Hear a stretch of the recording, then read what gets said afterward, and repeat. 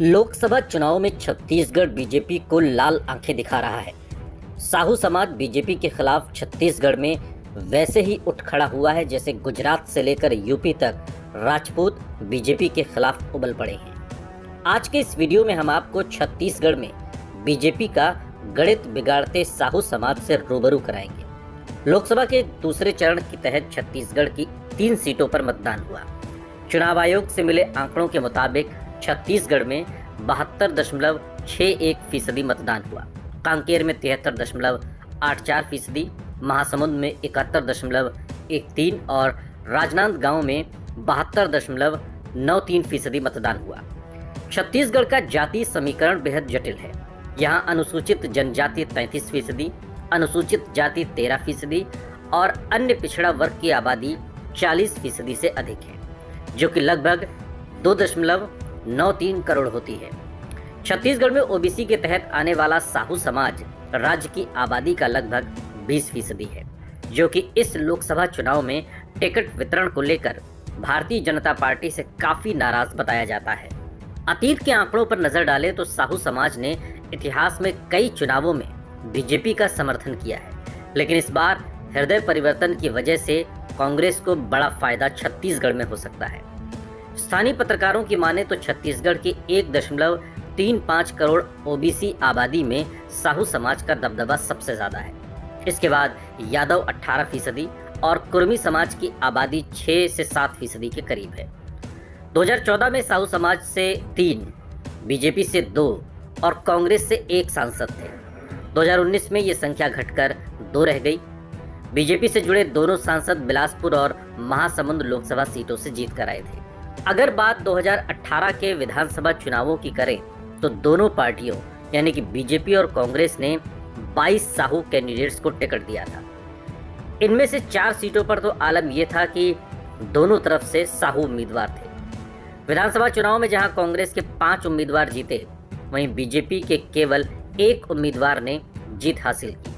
हालांकि 2023 में तस्वीर बदल गई, जब बीजेपी और कांग्रेस द्वारा मैदान में उतारे गए साहू समाज के 12 उम्मीदवारों ने जीत हासिल की। पिछले विधानसभा चुनाव में बीजेपी ने जहां 10 साहू उम्मीदवारों को मैदान में उतारा, तो वहीं कांग्रेस ने 9 साहू कैंडिडेट्स को टिकट दिया। साहुओं ने पिछले 2 दशकों में परंपरागत रूप से बीजेपी को वोट दिया है, क्योंकि बीजेपी ने कांग्रेस की तुलना में समाज से अधिक उम्मीदवार उतारे हैं। हालांकि इस बार तस्वीर बदल गई।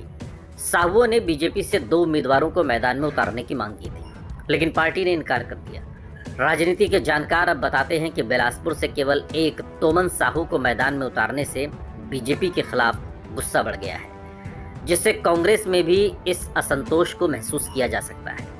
यही वजह है कि प्रधानमंत्री नरेंद्र मोदी इस समाज तक पहुंचे और धमतरी में अपने एक भाषण में उन्होंने दावा किया कि वो भी साहू समाज से हैं।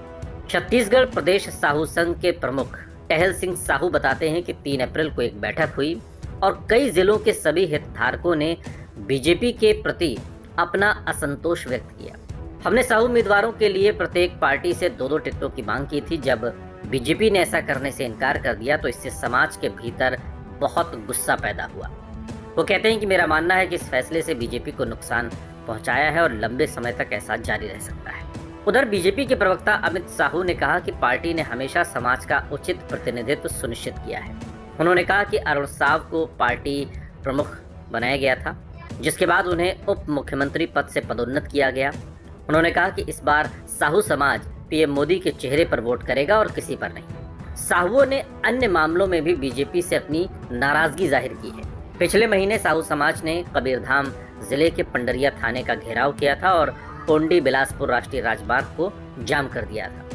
हाल ही में बीजेपी ने नगर पंचायत पंडरिया में लोकसभा चुनाव के लिए विधानसभा कार्यकर्ता सम्मेलन का आयोजन किया था।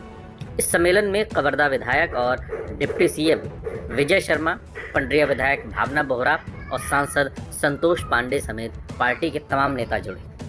लेकिन अब सवाल साहू समाज को लेकर है कि जैसे राजपूत गुजरात से लेकर यूपी तक उबल रहे हैं, अगर वैसे ही छत्तीसगढ़ में साहू समाज ने बीजेपी को बांध दिया तो कांग्रेस की पौ बारह हो सकती है। इस वीडियो पर आपकी क्या प्रतिक्रिया है, कमेंट बॉक्स में हमें ज़रूर बताइएगा। साथ ही इस तरह के और वीडियोस के लिए सब्सक्राइब करिए हमारा यूट्यूब चैनल न्यूज़ पॉइंट, आपकी आवाज़।